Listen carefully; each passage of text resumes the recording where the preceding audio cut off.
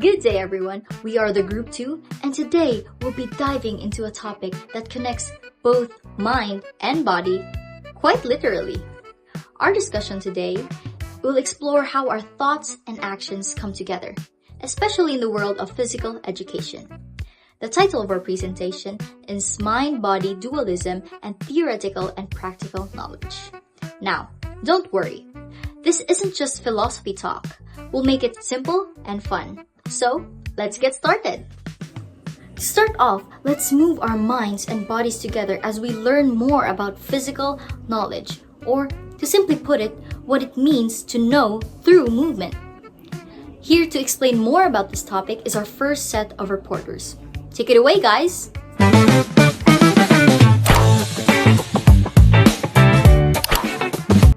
Hi everyone, I am Ira Jane D. Namulata from the Group 2 and our topic is all about the Unit 4, Mind-Body Dualism and Theoretical Practical Knowledge. And for my part is about the practical knowledge, the physical activity. So dualism is the philosophical idea that the mind and the body are separate substances, which has historically led to a separation of theoretical, which is the mental, and the practical, which is the physical knowledge in the field like physical education. The idea of dualism comes from philosophy. It says that the mind is the thinking, knowledge, and theory, and the body is the movement, action, and physical practice are two separate things. For a long time, this way of thinking influenced subjects like physical education, where teachers would treat learning about sports and health, and doing physical activities as two different parts. However, modern education no longer sees them as separate. Instead, it focuses on integrating theory and practice, meaning that what we learn in our minds should help what we do with our bodies and vice versa. So for example, when learning basketball, understanding the rules and techniques helps you perform better on the court. And at the same time, playing and experiencing the game helps you understand those concepts more deeply. So this approach develops holistic competencies like physical literacy, which means having the knowledge, skills, and confidence to be active for life. Reflection also plays a big role, thinking about what you did, what worked, and what didn't help connect mental understanding with physical performance. So that's all for my part. Thank you.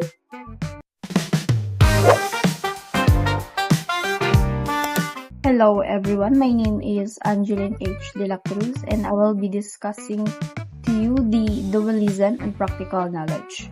So the first one is the body as a machine object. The body is often treated as a mere instrument or object that needs to be trained, maintained, or exercised to be useful, effective, or efficient. So this can lead to viewing physical activity purely in terms of mechanical outcomes. Example, muscle gain, weight loss, and skill drills. So your body is treated as a mere tool or object to be trained, like a car needing maintenance, focusing only on mechanical results, muscle size, speed, and weight loss. So, it says that we treat our body like a car or a tool. We just focus on fixing it, filling it up. So, in a car, fuel natin yung sasakyan in order for it to work. So, in humans, we eat and drink in order for us to work also, and making it perform a job like lifting weights, running faster, and so on. So that we forget that we are the body. So its value is to determine purely by its performance, efficiency, and measurable output, like weight lifted, speed, or appearance.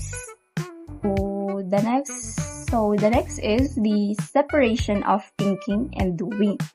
A dualistic perspective can separate the intellectual or cognitive aspect, the mind, of the practical skill from the physical execution, or the body.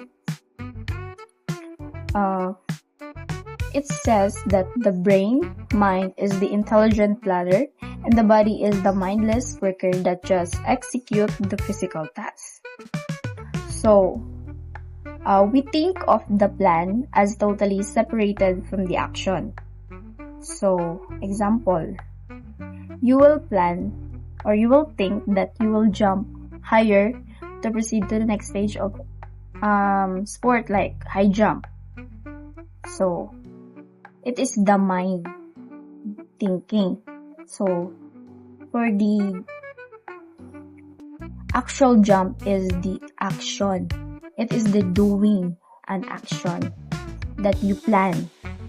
So, it's like the brain gives you the order and the body just blindly follows without the two being connected. So, in summary, the mind is the commander, the intelligent part, while the body is merely the obedient, an intelligent mechanism that carries out the orders. So, this overlooks how thought and actions are integrated in scaled movements. The last one is the practical knowledge as purely technical. Practical knowledge is reduced to a set of technical instructions or measurable physical outputs, ignoring the personal, qualitative, and subjective experience of movement and skill acquisition, or the feel of the actions. It says that we only care about the measurable results, like how many repetitions can you do, how fast can you run, and how much weight can you lift. And it only care also about the instructions. You do a step 1, step 2, step 3, and so on. So we completely ignore the personal inside feeling of the movement, or the feel of the perfect swing, or the satisfaction of a smooth run. So we miss the subjective experience. So subjective experience is their emotional response, memories, interpretations, and overall feeling about it. So, in summary, practical skill is reduced to only measurable instructions and outputs, ignoring the personal, subjective experience or the crucial feel of the movement. In summary of dualism and practical knowledge, it devalues the body's intelligence and separates the act of movement from the person moving. And that's all for my part, and thank you for listening, everyone.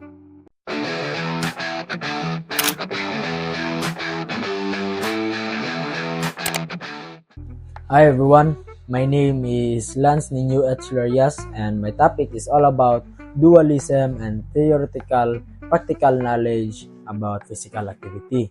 So let's get started. Dualism is the philosophical idea that the mind and body are two separate but connected aspects of a human being. This means that our thinking, theoretical knowledge, and our actions, practical knowledge, are related but not the same. So, based on my report, dualism means that our mind and body are both connected but not the same things. Why? Because our thoughts comes from the mind and our actions comes from the body. They are both connected but not the same. So, in the second part, in physical education, practical knowledge refers to the skills and abilities we gain through doing, like running, swimming, or exercising. It is knowledge that comes from experience and practice, not just from studying or reading about it. So, based on my report again, in physical education, practical knowledge means learning by doing. So, what is learning by doing, guys? Learning by doing means gaining skills through actual movement and practicing them properly in experience bitaw. So, I have a example for you. Example, you might learn the theory of how to perform a proper yoga stretch, breathing, and poses. But you can actually gain practical knowledge when you go through executing the pose, practicing the proper breathing, and practicing the proper breathing and calmness inside your body. And that is for my part. Thank you for listening. Good day everyone, I am John Mark Albitonio and my topic is all about the physical activity and physical knowledge. First is the benefits of physical activity. First is improves strength and endurance. To improve our strength, we need to do the weightlifting, push up, and squat or a workout. And to improve our endurance, we need to do a cycling, swimming, and dancing. Next is the helps control body weight. So balance between healthy eating patterns and do the physical activities and managing stress and adequate sleep. And next one is promote overall well-being. To promote our overall well-being, we need to do the physical activities and develop a strong relationships with friends and families. One is the developing of physical knowledge, learn proper techniques and follow safety rules. So prioritizing staying alert, using equipment correctly, and maintaining a safe work environment through proper posture and appropriate safety gear. Next is practice regularly to improve skills and understand body limits and the rest we needed. So we need to practice regularly to improve our skills, but we need to understand our body limits and the rest we need. So we need to learn to recognize its signal for rest in our body. Next is the proper warm up and cool down properly before and after exercise. So if we are going to play a sports or dance, we need to do a proper warm up, and after is the proper cool down. In conclusion, physical knowledge helps us move wisely and safely, and being active leads to a healthy body and mind. A healthy body leads to a healthy life. And that will be all. Thank you for listening. That was very well explained. I love how they connected physical activity not just to movement, but also how our mind understands it. Now, let's keep the momentum going as we explore how both theory and practice work hand in hand. The next set of reporters will explain the interplay between theoretical and practical knowledge. The floor is yours, guys.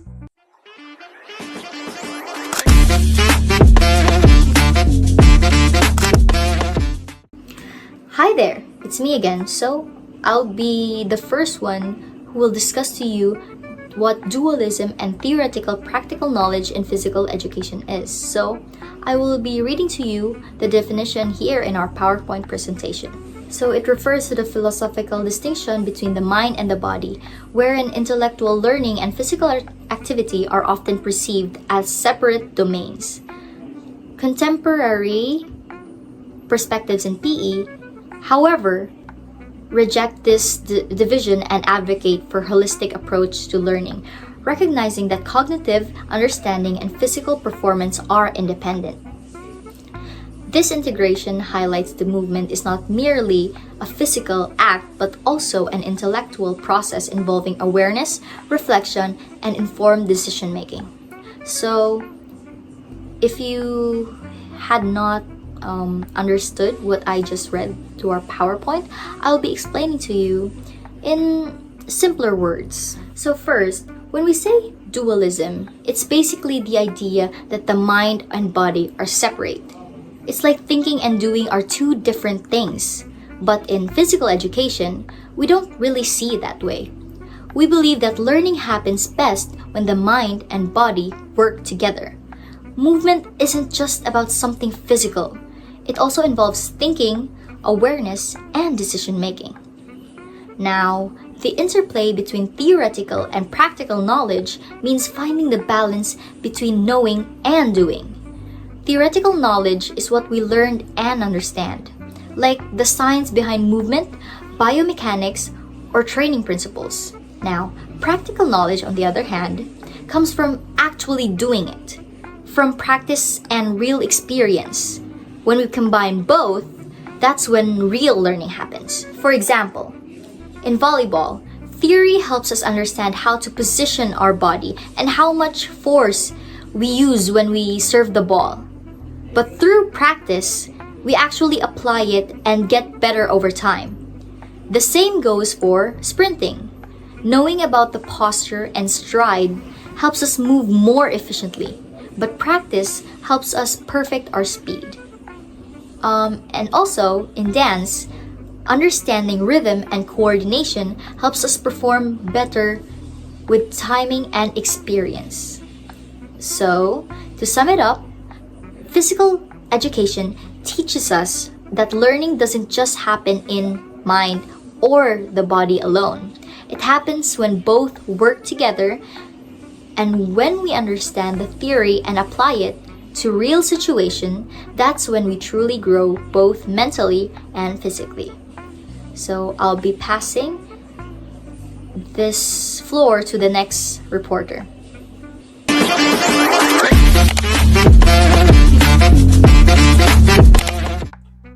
Hi everyone, my name is Elisha Blanco Panta and I'm here to discuss about theoretical knowledge. Theoretical knowledge is what we learn from books, concepts, and classroom discussions.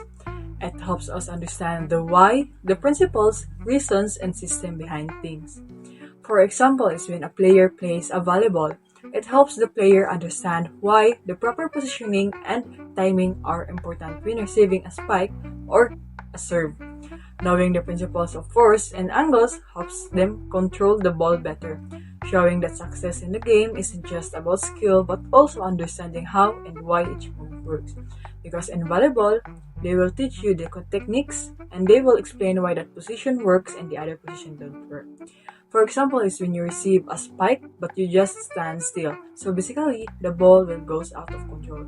But if you bend your knees and position your arm correctly, the ball force will be absorbed and received smoothly.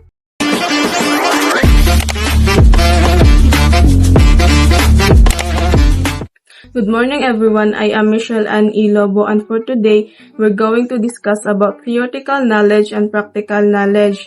So you must have heard about theoretical knowledge and practical knowledge. So, theoretical knowledge, it is in which you read how to do something or gain insights about it, while in practical knowledge, it is when you actually perform or apply it in real world situations. So, theoretical knowledge, it involves the understanding of abstract concepts, principles, and ideas. So, it aims a deep comprehension of how and why something works. So, we typically learned it in academic settings like reading, studying, research, and so on. For example, knowing the laws of physics that keeps a bike upright, like how a momentum and centrifugal force helps you keep balance. So, kana siya is na-learn na to na siya by reading or listening to our teachers or instructors sa physics. So, theoretical knowledge is learning anything without applying a practical approach. So, theoretical knowledge is simply learning things. So, let's move on to practical knowledge. So, practical knowledge is how to do things like applying concepts and implementing them in real world situations. Like,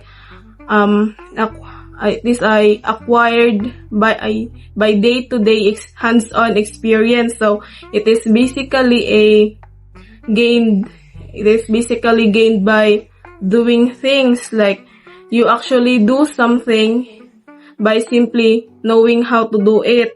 For example, is riding a bike without falling, which involves a instinctive physical adjustments that your body makes to keep balance. So, kana siya is katong theoretical knowledge nimo is gi-apply nimo siya in real world situations, like kanang na learn nimo kung unsaon pag balance if magbike. So in practical knowledge is simply, it is a deeper understanding of a concept through the act of personal experience. So in simple terms, theoretical knowledge is it gives us the understanding, while the practical knowledge gives us the skill to that understanding.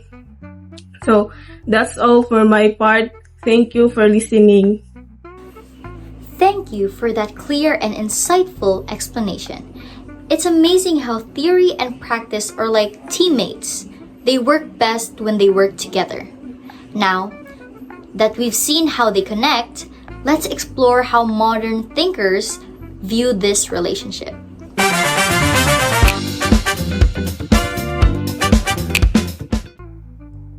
Good day, everyone. I am Samantha Andrikami, and my topic is all about dualism in contemporary perspective.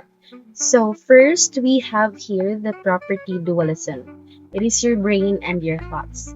Imagine your brain is like super cool computer that is made up of physical stuff, such as the cells, chemicals, and electrical signals. But what about your thoughts, feelings, and experiences? Property dualism says that while your thoughts come from your brain, they are not just the brain itself.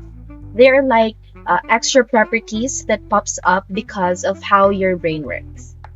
One thing, two sides. Your brain is one thing. It is the physical part, but it has two kinds of properties. First, we have here the physical properties, and the second is the mental properties. The physical properties, these are the things like the size, shape, and electrical activities of your brain. And the second is the mental properties. These are your thoughts, feelings, sensation, and experiences. They are not separated, but they are different. For example, you are listening to one of your favorite songs. The physical here The physical here is the sound waves that enters your ear and your brain processes those signals. And the mental is you feel happy, excited, or maybe even a little sad. Those feelings are mental properties that come from your brain activities, but they are not just the electrical signals themselves. And next, we have here the physicalism. It is all about your brain. Physicalism is a way of thinking about the mind that says everything about your thoughts, feelings, and experiences that can be explained by what is happening in your brain. In other words, there's no separate mind stuff. It is all just the physical processes. Your brain is your mind. Everything you think, you feel, and you do, it is all because of the physical activity in your brain. For example, when you feel happy, it is all because of the specific chemical reactions and electrical signals in your brain. There's no separate happiness or happiness center in just your brain, and it's just your brain doing its job. Physicalism is like saying that your brain is a super advanced machine that creates your thoughts, feelings, and experiences. So next, we have here the challenges in dualism. Remember how dualism says that the mind and body are two different things. Well, some of people think that separating them can cause a problem. For example, missing the big picture. If we only focus too much on just the physical body, we might miss important things about a person's life, like their feelings, their relationships, and their environment. So now, when we say reductionist approach, this means simplifying things too much. It's like saying that a person is just a collection of body parts instead of a whole person with a mind, body, and spirit. For example, a teacher who only focuses on your brain, that that he or she might forget that you have feelings and emotions. They may not realize that your home life or relationships or your environments can affect your ability to learn. It's like saying that a car is more than just its engine. You also need to think about the driver, the road, and the weather for you to understand what will affect or what will happen to you. It is also reminds us that we need to treat people as a whole beings, not just a collection of body parts or a brain. We need to think about their feelings also and their relationships and also their environment. That would be all for my part, and thank you.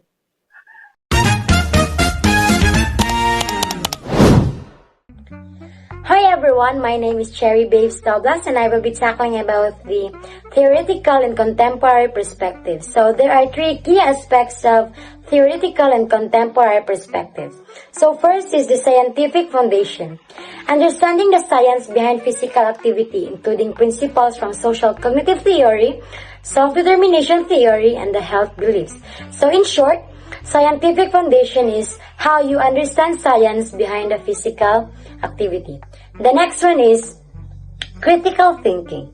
Learning to critically analyze and understand the tactical and strategic aspects of games, not just the technical skills. So, critical thinking is how we learn critically analyze and understand the tactics and strategy of in that specific game. So, one of the best example is playing badminton. So, playing badminton is in order you to achieve your goal to win is you need to understand or analyze unsang imuhang kaning tactics and himon nga strategy para nga mag-win ka ana nga game. So it is not just talking about the technical skills, but it is more talking about how you understand or how you apply tactics and strategy in that specific game.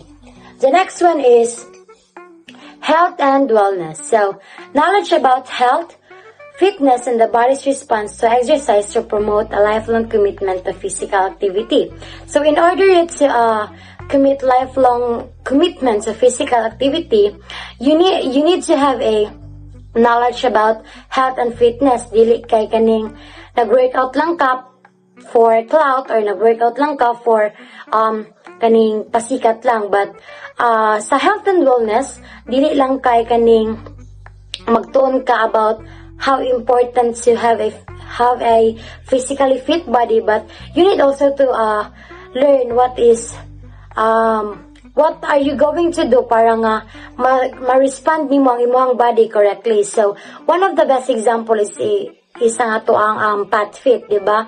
We already started our kaning workout last Tuesday and last week. So nakita gyud nato nga kaning it is not easy gyud para sa mga, especially gyud para sa mga dili into exercise, dili into workout nga mga people nga after ninyo mag-workout, after ninyo mag-exercise is kanang nga pamaulan mo. So mo na siya ang question, nganong pamaulan man ang usa ka tawo after niya nga magduwa ng specific nga physical activity.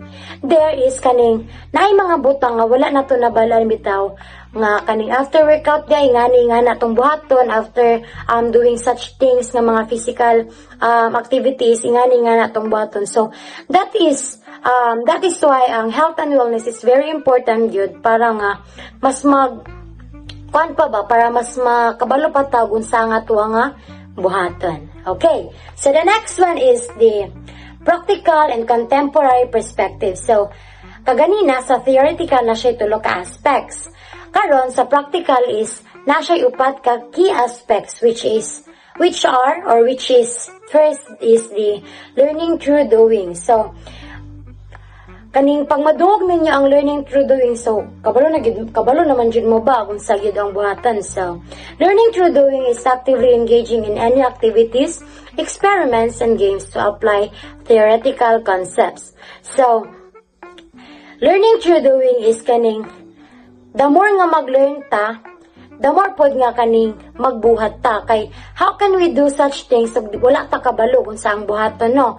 So we need to engage in any activities, for example sa experiments, sa games, and labi na gid sa ato nga mga PE, no, kailangan ginato kaning mag-engage sa mga games nga para bitaw nga ma-apply nato, especially ang sa ato ang critical thinking.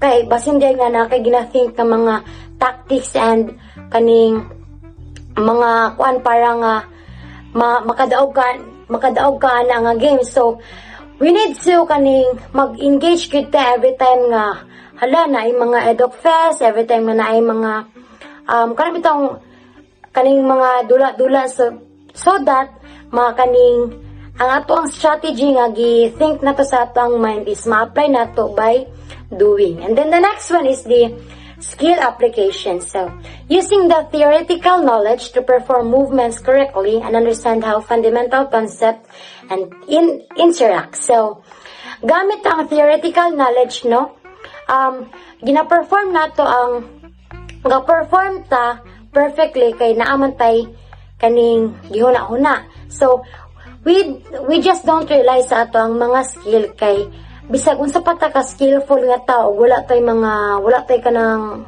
theoretical knowledge, kaning dili gyud gyapon nato ma-achieve ang ato ang goal. So dapat kaning the more nga mag-think ta, the more pud nga magbuhat ta para nga mas mag-improve bitaw and mas masabtan pag yun nato ang konsepto og how we interact, especially pag yun sa mga other nga tao. And then third one is real world scenarios, which is the very important pod, and kakakita pod yun nato kay kakahitabo man siya. That's why gani contemporary perspectives in practical. So transferring knowledge and skills learned in PE to various life situations to improve productivity and well-being. So transferring knowledge and skills learned in PE.